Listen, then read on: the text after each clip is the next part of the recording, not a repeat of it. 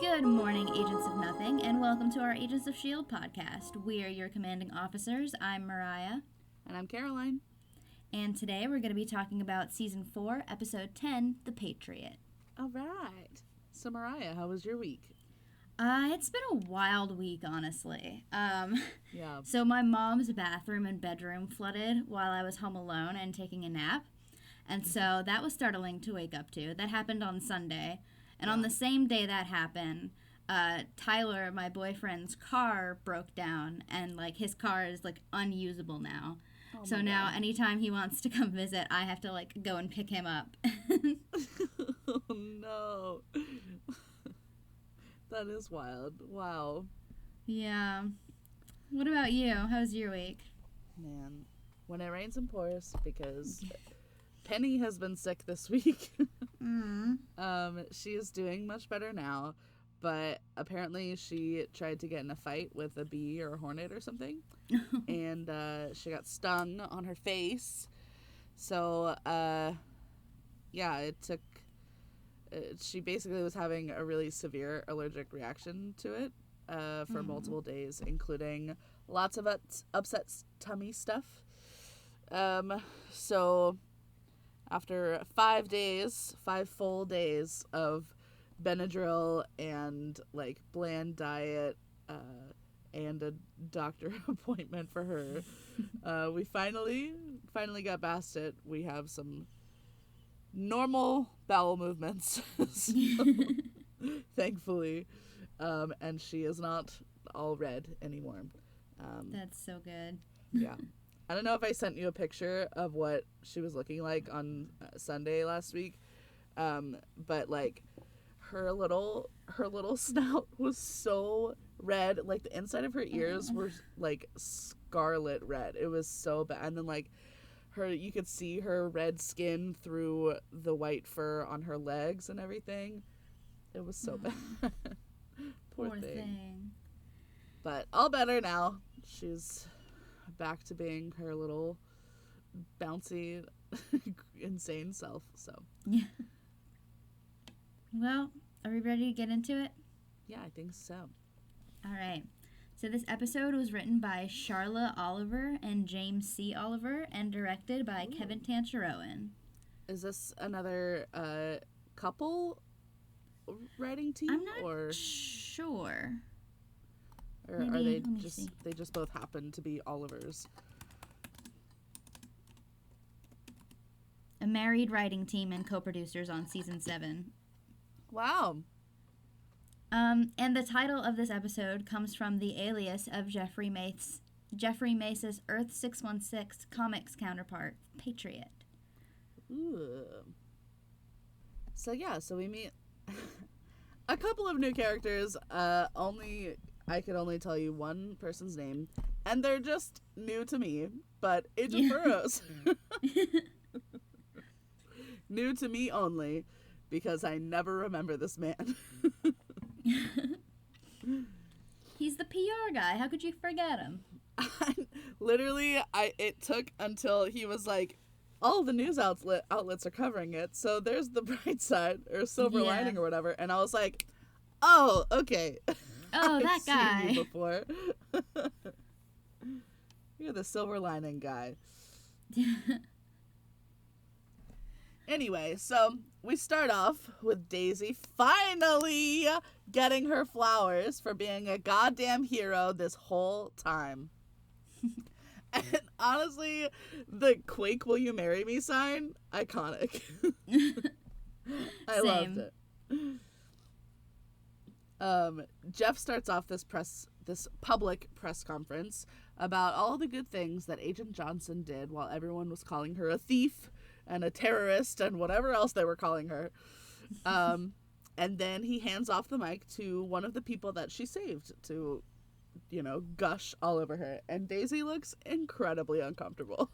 I literally said the same thing. I was like, she looks so like she wants to not be there. She wants to be anywhere but there. Want to be anywhere else, please. Just melt into the floor. And Mac also notices this from his security post at the back of the crowd. he and Coulson are, like, calming back and forth about how Jeff seems to be enjoying this more than Daisy, and that General Talbot loves it even more, because it's one more thing that he gets to take credit for. Max says that someone named Burroughs is so far up Talbot's ass he's about to need a snorkel. And I wrote, am I supposed to know who that is? Because I don't. I did figure it out. But also, where the fuck is Talbot been? I haven't seen him in so long. I missed him. Yeah. Talbot passes off the world's most conspicuous briefcase to Burrough, literally taking the attached handcuff on it and attaching it to Burroughs. And then Coulson notices that one of their agents isn't at their rooftop post. Daisy sees the sniper get in position, and everyone jumps into action. Daisy shoves the woman hugging her to safety. Jeff catches the exploding bullet in the podium and then throws it in the air before it explodes, which was fantastic. Coulson and Mac get Jeff and Burroughs to the Quinjet to take them to a safe house. And then Talbot gets it in their way to tell them to do exactly that, which was my favorite part. So true to life. Yeah. And then Daisy goes after the sniper on the roof. So the explosive bullet Yuri Zykin uses in his assassination attempt on Director Mace resembles a Judas bullet, a weapon sold by Diamondback in the series Marvel's Luke Cage. I never would have known. Back at HQ, Simmons finds one of the lab techs with Ada's severed head. The tech says that Fitz told her to keep it out for further testing, but Simmons tells her not to go near it because it is extremely deadly. My favorite part is the tech throwing a towel over it as Simmons walks away without taking the head with her. After being like, she killed Nathanson, she almost killed all of us, she could kill you. And then she's like, okay, bye. Yeah.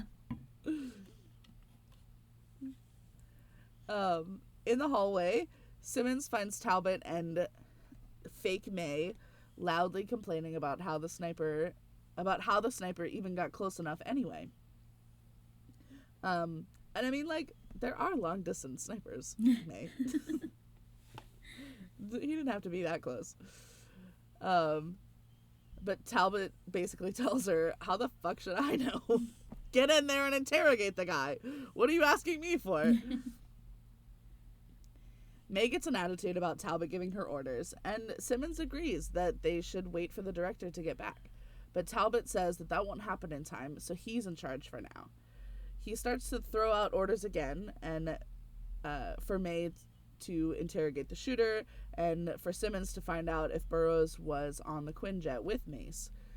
And then some other guy in a crazy, insane toupee to go get him a coffee. You with the hair. He literally...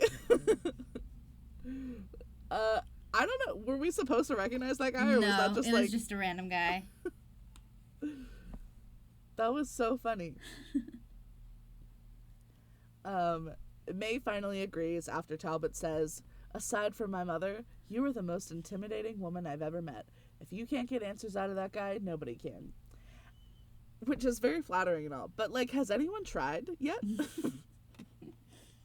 I feel like they were acting like he's been this rock and they can't break him. But, like, also they just got back. Yeah.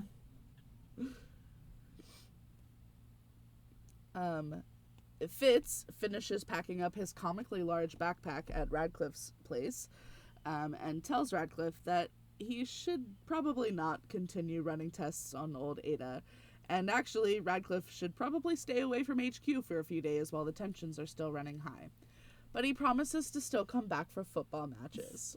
Aww. My thought here was like, does Fitz just casually use the Quinjets to fly from DC to New York just to watch football with Radcliffe? Or does he use, like, the trains? I don't know. That's a really good question. Because I feel like I had a cousin who, like, lived part-time in DC and part-time in New York, and I guess there is at least one, like, commuter train. Yeah. That goes pretty often, so maybe. Yeah. But then the second that Fitz walks out the door, Radcliffe calls Ada in, which tells me that Fitz did not even take a glance in that lab. Yeah. He was like, oh, all of my things I need are out here. He didn't even look at it. She walked out so fast, she was literally just standing behind the door. Radcliffe tells Ada that him not being allowed at HQ is a disaster for his May LMD, since any slight miscalculation could get them found out. Which is true. Yeah.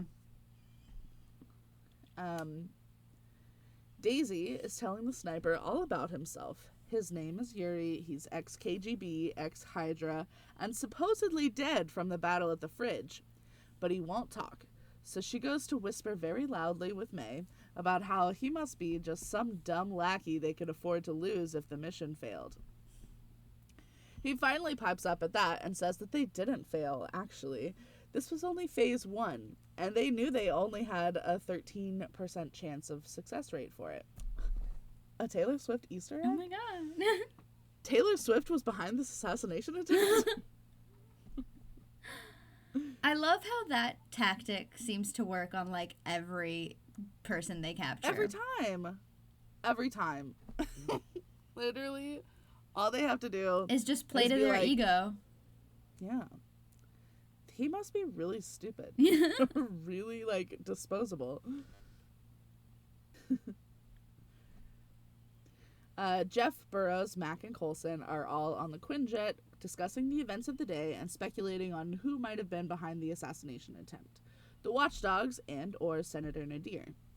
I finally remembered who Burroughs was when he said, "The silver lining is that you looked so cool, Director Mace. You looked so cool, and I bet all the news channels were covering it right now." Turns out he needs a couple of snorkels. Mac reminds him that there is no silver lining for the agent who was killed. Okay, buzzkill. That's not looking on the bright side. Okay, but, like, was I talking about that, though? No. Literally. Jeff asked the pilot, McCafferty, to try and get in touch with...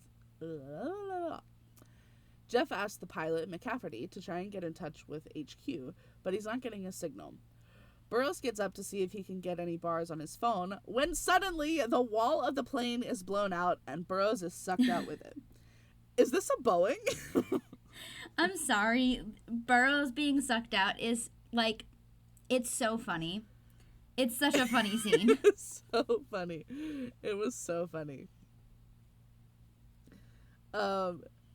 And because one of the engines was blown off with the wall, McCafferty can't control the plane anymore, so they all just hold on tight and prepare for a very rough landing.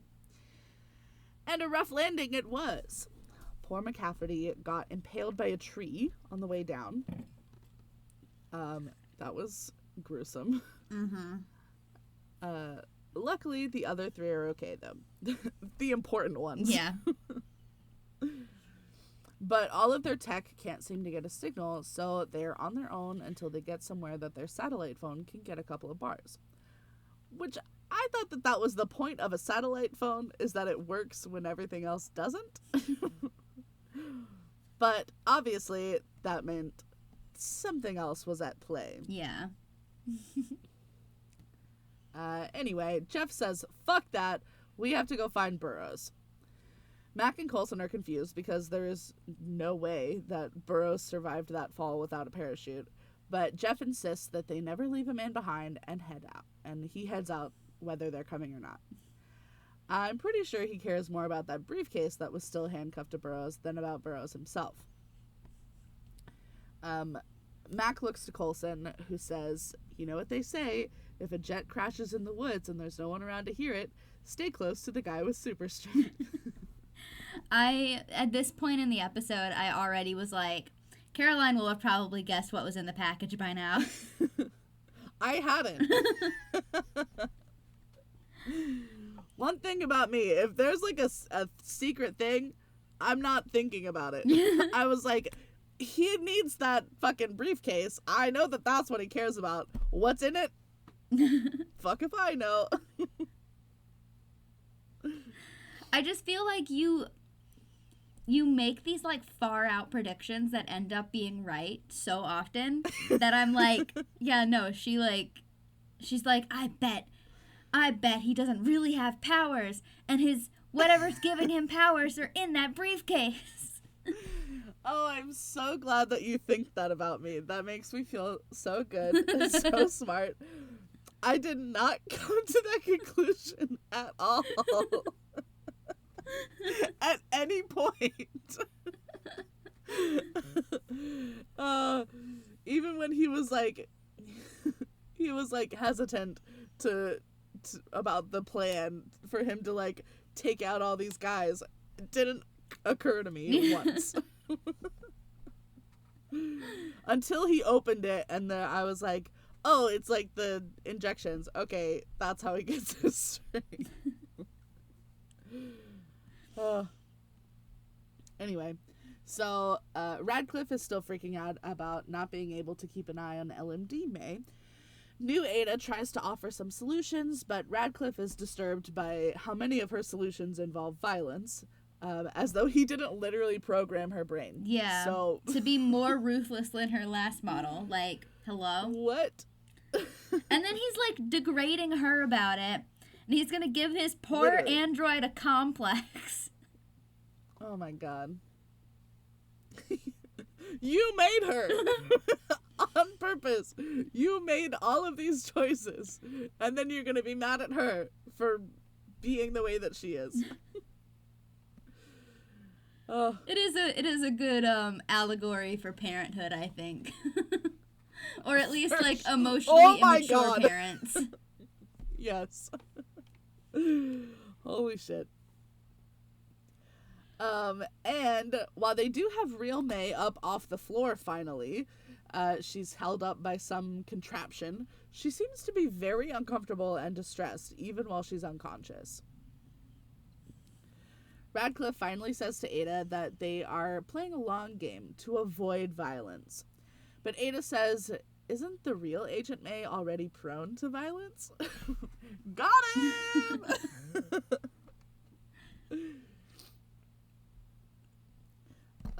May, Daisy, and Simmons go to meet with Talbot about the missing Quinjet. May requests higher security clearance so that she and Daisy can take the Zephyr to go look for them. Simmons goes to grab the iPad to do so, but Talbot snatches it and does it himself. Dayglow pink. Then Simmons says that according to protocol, since she is the highest ranked agent in the building, she is technically in charge until the director can be found. Talbot shuts her down, though, saying that he knows that because he wrote the protocol. But he's got more pressing things for her to do, like find a science-y way to get us in contact with them. Talbot, you sexist motherfucker. I'm not sure if it was at this point or if it was later in the episode, but at some point, General Talbot receives a call from the president on his cell phone and begins speaking to him immediately. The president never calls anyone directly. An aide would have called Talbot, confirmed it was him, and then instructed him to hold for the president. Oh, so that was a goof? That was a goof. Maybe the president gets to do whatever he wants. Yeah. Maybe get off his dick. Maybe it was a personal call, bitch. Maybe they're friends.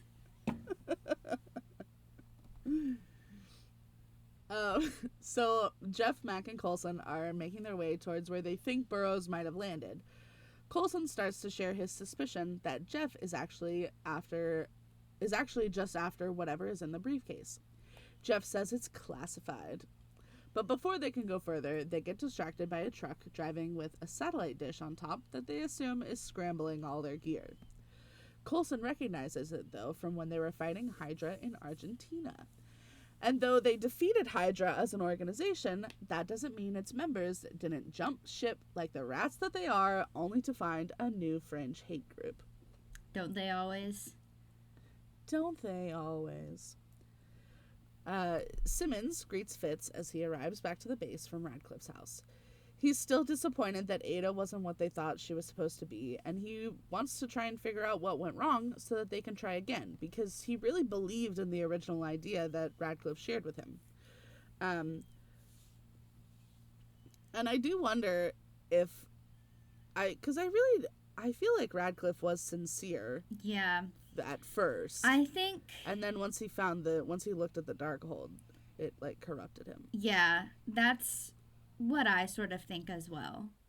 I think that Radcliffe was pretty morally gray beforehand, but I think even just that one glance at the Darkhold and like seeing the power that it possessed was like too much for him. Yeah.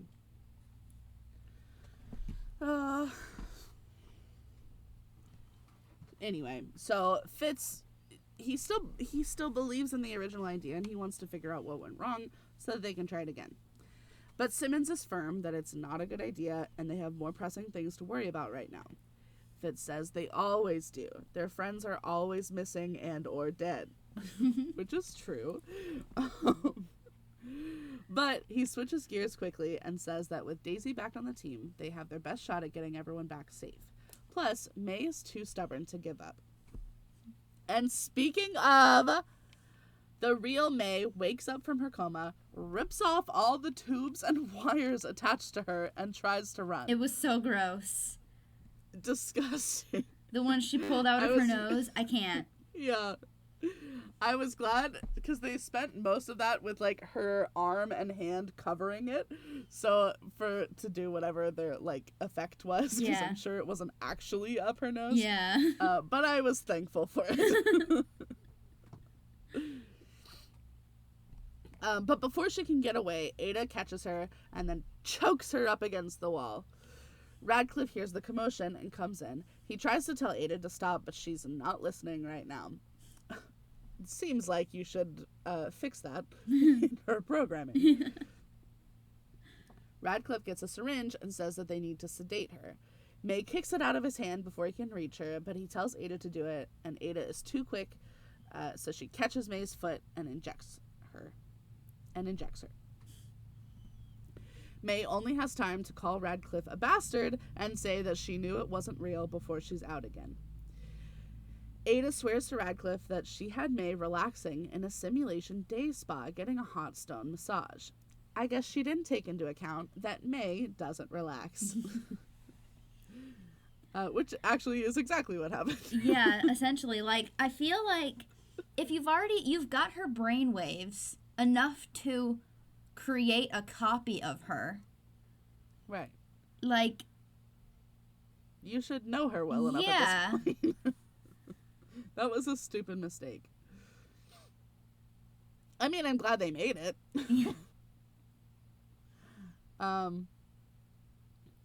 Anyway, so Radcliffe offends Ada by asking how hot the stones were. As if that would be the problem. Which is stupid. Right. It's inside her brain. How could it have been too hot? Anyway, Ada repeats that she did everything that he asked her to do.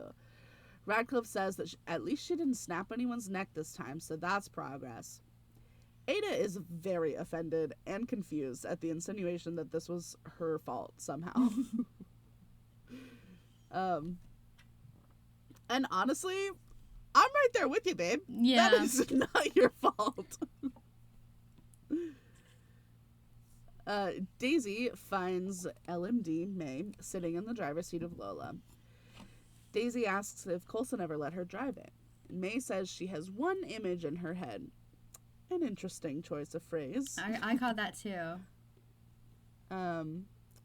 But she has one image in her head of Coulson letting her drive. He had a mustache. It was maybe in Madrid. And Daisy assures her that they're going to find him. May says she knows, but something still feels off. Daisy asks if she means with the mission, or is there something that she missed when she was gone? Wink, wink. I wish. But before May can answer, they are told that they have reached the crash site, but there's no sign of the Quinjet. So someone must be scrambling the transponder.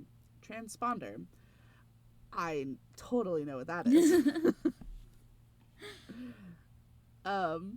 You know, it's funny. Every time they said that word, I thought of that Friends episode where they're like playing a game show to see if the boys know the girls better than the girls know the boys. You know what I'm talking about? Yeah, I don't think I've seen the episode, but sure. Yeah. Anyway, they're like, the girls are winning the whole time. They know everything about the boys except what Chandler does for a living, because that's like a running joke throughout the show, is that nobody knows what he does. And Rachel's guess is like, he's a transponster. And that's all I was thinking about the whole episode. Oh. Anyway, a tangent. So Coulson, Mac, and Jeff find Burroughs finally. Well, what's left of him. The watchdogs are dragging his body out of their truck. Jeff still hesitates about telling them what's inside the case, so Coulson comes up with a plan very quickly. He and Mac will go around to the other side and ice as many of the watchdogs as they can, while Jeff goes in, takes out the two closest to Burroughs, and then if any more show, Jeff will just have to shot put them with his super strength. Jeff looks at the watchdogs that are about to machete off Burroughs' arm and agrees. Talbot tries to get the sniper to talk more, specifically how they knew the director would get on the Quinjet. And he simply says, probability. Which, like, yeah. That's the fastest way to get someone out of there. That's where they're taking him. Yeah. He says that they considered all possibilities, and all of them will lead to their target's death. Interesting, though, because he doesn't say that the director is the target.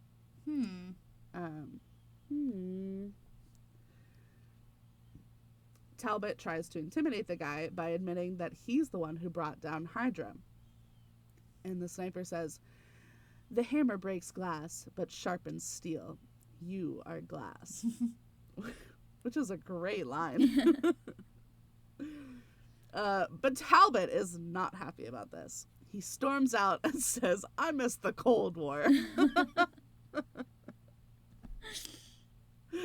He's so chaotic. I love him so much. And actually, now that I know that he was just trying to keep Simmons from seeing that file that he didn't want her to see, and not that he was actually being sexist, I still love him. Back on board. Back on. So he joins Fitz and Simmons in the lab for an update. Simmons says that their best bet at finding them right now is her doing a full analysis of Jeff's file to see if he might have any enemies that they don't already know about. Talbot repeats that he doesn't want her to do that, but Simmons is already grabbing her iPad, and she sees that she's already got access to a certain file called Project Patriot. Only Jeff, Talbot, Burroughs, and now Simmons have access to it. And Talbot has been trying to steer her away from it this whole time. She threatens to read it around.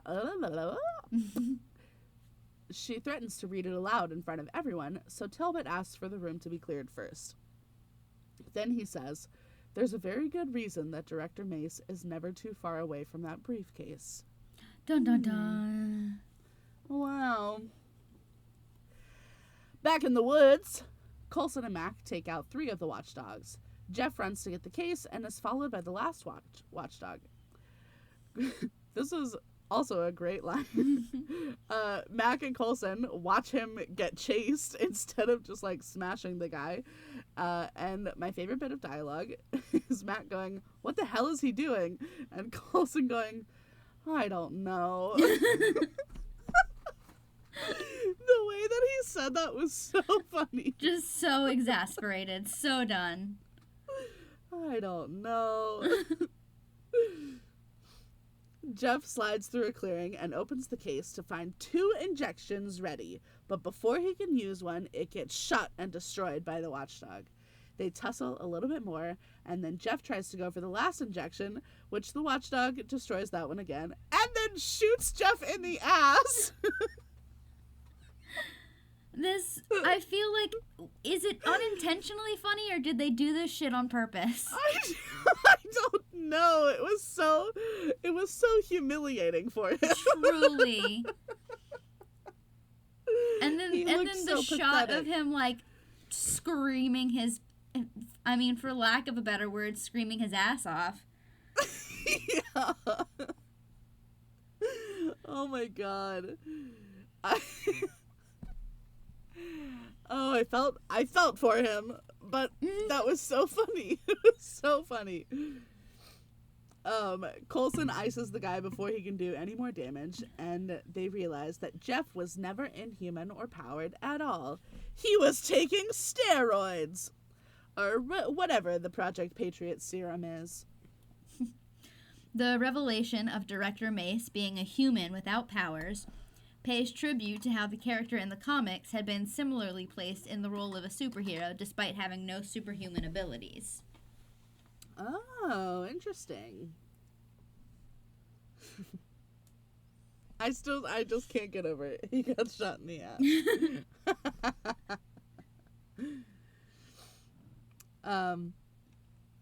So Mac is tying a makeshift tourniquet onto Jeff's leg while Coulson is getting some answers about Project Patriot.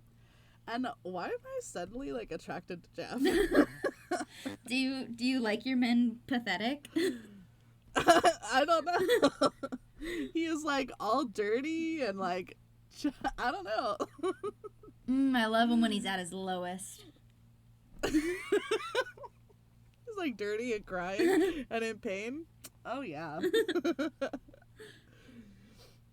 Anyway, basically, he's been taking steroids on steroids, and it makes him strong. And he's more of a follower than a questioner, so he doesn't really know the science behind it. And Coulson guesses that Talbot is the one who gave it to him. Cut to Talbot filling in Fitzsimmons, and he says, "Look, it's not like we gave him cancer." And that cut to that line is just a masterclass in comedy. This episode is so funny. Talbot explains that when the decision was made for the new director of S.H.I.E.L.D. to be an Inhuman, they didn't have anyone who fit that criteria, or at least, and also wanted the job, because Daisy would have been the first choice, obviously. So they made someone. When Fitz and Simmons questioned General Talbot about Director Mace's Patriot inject... Hold on. When Fitz and Simmons questioned General Talbot about Director Mace's Patriot injection, Simmons asked, "You restarted the Erskine program?" Referring to Project Rebirth, which was the secret U.S. Army experiment to create super soldiers during World War II. Dr. Abraham Erskine created the original super soldier serum, which was administered to Steve Rogers, thus transforming him into Captain America. Interesting. So he was microdosing Captain America. Yeah.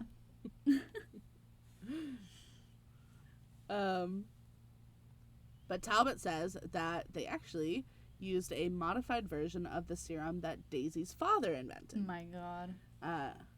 Fitzsimmons are outraged at this. That was so stupid. Talbot says they were aware of the side effects. They took all the bad stuff out. Well, most of it. And Fitz says, "Oh, you were just mostly idiots then." Talbot goes on that Jeff only takes it when he needs to impress a member of Congress or something, but his last dose was wearing off when he lifted that podium, and now they don't know if he's received his next one, which is destroyed now, obviously. Talbot says, without it, Mace is about as strong as a paper bag in a rainstorm. And that's, like, a little mean. He's still, like, a big dude, you know? He's probably about as strong as Mac or someone like that. You know, I think I could take him. Yeah. All 4'11", 105 pounds of me. Totally. You get on his back, he doesn't know where to go. Mm-hmm. I got nails. You quick. Fast as fuck, boy. Fast as fuck, boy. Oh, right. I have a fun fact. So, Yeah. Glenn Talbot stated that he was tasked with finding the next Captain America. And this is a reference to Mace taking over the mantle in the comics. Ah. Cool. I believe that was like just for a short time, though. I think he was he was a temporary Captain America. A temp. A microdosing temp. Jeff is quite ashamed of himself, but he says he only lied to them because those were his orders. When your country calls, you answered. I'm assuming that's a catchphrase that someone other than me might recognize, because it felt like one. I don't think so, but it could be. Maybe. Also, that's what the Nazis said, so I don't know if you want to follow that.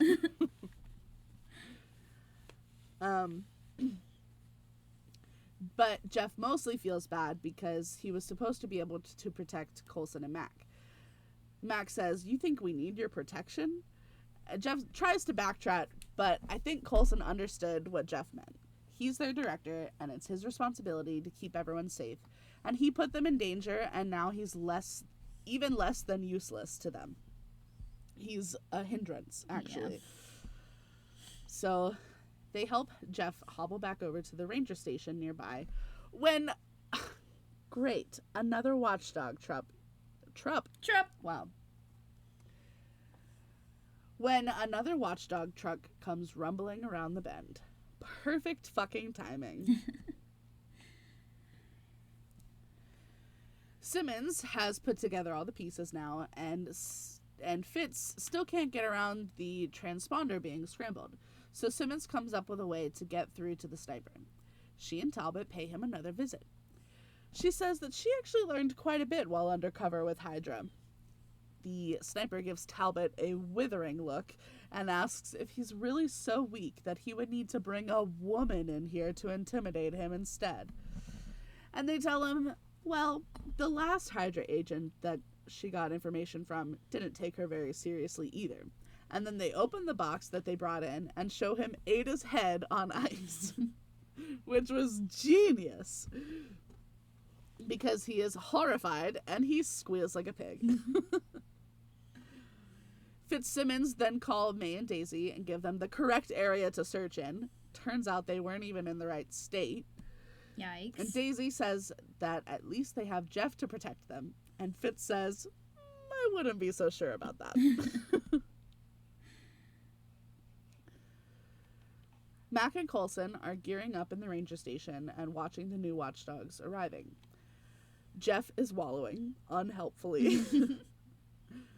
Mac turns to his real director and asks Coulson what the plan is. Coulson hands Jeff some armor and says that while they are aware that Jeff doesn't have powers, those guys outside aren't.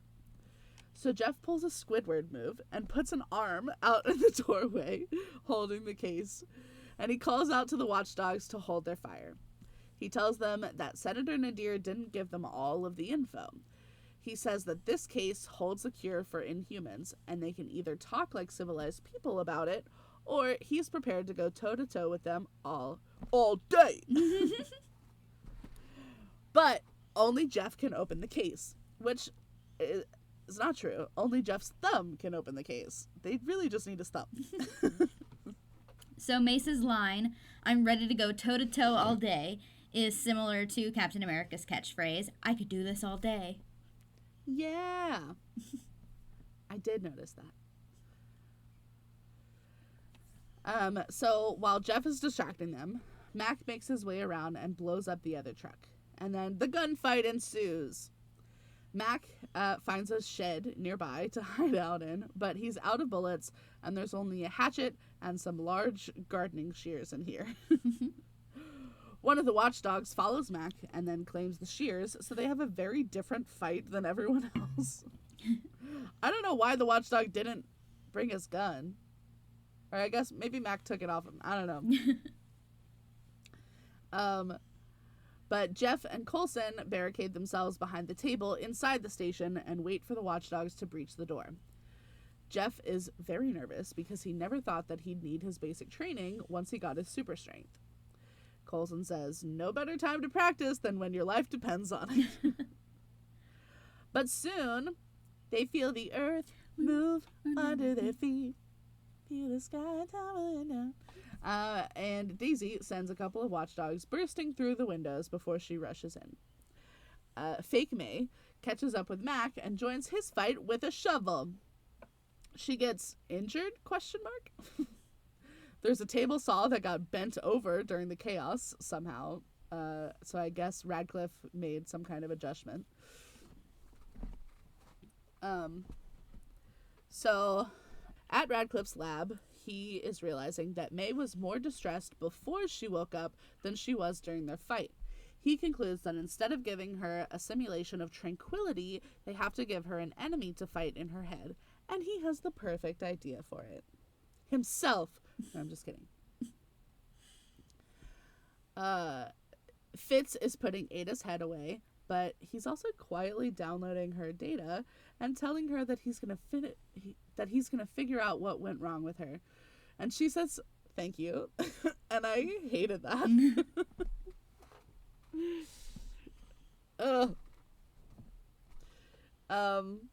He finishes downloading everything just as Simmons has come to find him. She's not suspicious, though, because he was supposed to be putting Ada's head away. So she says that she never wants to have to look at it again. But Fitz says, who knows, they might need her to go all Godfather on someone else one day. And then he says, is it weird that was kind of attractive to me? Fitz understands me. Something about an anti-hero. I don't know. Coulson is giving Talbot the what for about lying to him with Jeff. And Talbot starts going off about how Daisy had gone rogue and he had to do whatever he could. And besides, Jeff is a bona fide hero who could have done anything after Vienna. Jeff is barely listening to any of this. He's just staring at the Vienna photo on his desk until finally he asks Talbot for the room. Talbot grumbles, you'd think a spy would understand the need to keep a secret. And maybe so, but you don't keep the secret from the spy. Yeah. Jeff finally tells Coulson his real secret. He didn't actually save that woman in Vienna. He didn't even know that she was there. He just tripped, and someone snapped a picture. What a candid picture, though. I know. That's crazy. He says that he did try to deflect at first, but people thought that he was just being modest, so eventually he started to just go with the narrative.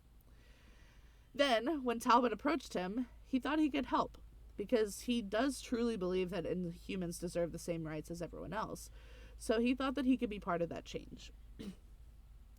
But he says that clearly he was wrong for lying and hiding, and he offers to call a press conference, resign, and reinstate Coulson as director. But Coulson stops him. Coulson says they still need a face of S.H.I.E.L.D., and Jeff might have been lying, but he was good at it, even with a gun to his head. So Coulson says that the way it'll work from here on out is that Jeff will continue doing what he's been doing, being a figurehead and handling the politics of it all. But when it comes to operations, Coulson is calling the shots. The way it always should have been. Yes. Why not just be co-directors? Literally. Just share it. I guess I don't know. They just don't want Coulson to be the face of it. For some reason. They're like, not you. Anyone but you. I mean, I guess it is fair because he did say that, like, the president doesn't love him because he did run an illegal spy organization for, 3 years. Yeah, true. Anyway, whatever. Anyway. Who cares about that? So now it's time for the post-content content.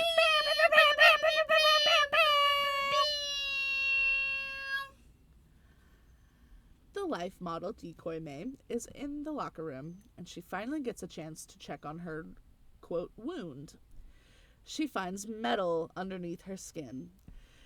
Daisy finds her to tell her that Coulson wants them all in the conference room, and May insists that she does not need help and she'll be right there. But oh shit, what happens when the robot realizes that she's a robot? Dun dun dun. I don't know. It doesn't sound like a good thing. Oh, all right. Oh, wow. Overall thoughts? Lots of reveals on this episode. I liked it a lot. And I know I was going back and forth for a while on whether or not I liked Jeff because I was scared. But now that, like, we've gotten his reveals, I feel like he's fine, actually. Like, this certainly isn't the worst lie that they've ever found out about.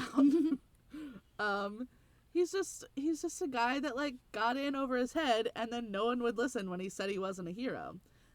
So I actually kind of trust him more now that I know he's just kind of an idiot, you know? Yeah, I get that. I hope that doesn't bite me in the ass like that bullet bit him. Oh, that's good. All right. Thank you. Well, that concludes our episode on Season 4, Episode 10, The Patriot. Woohoo! Next time, we'll be covering Season 4, Episode 11, Wake Up. So stay tuned for that. Wake up. Okay, bye. Bye. Love you.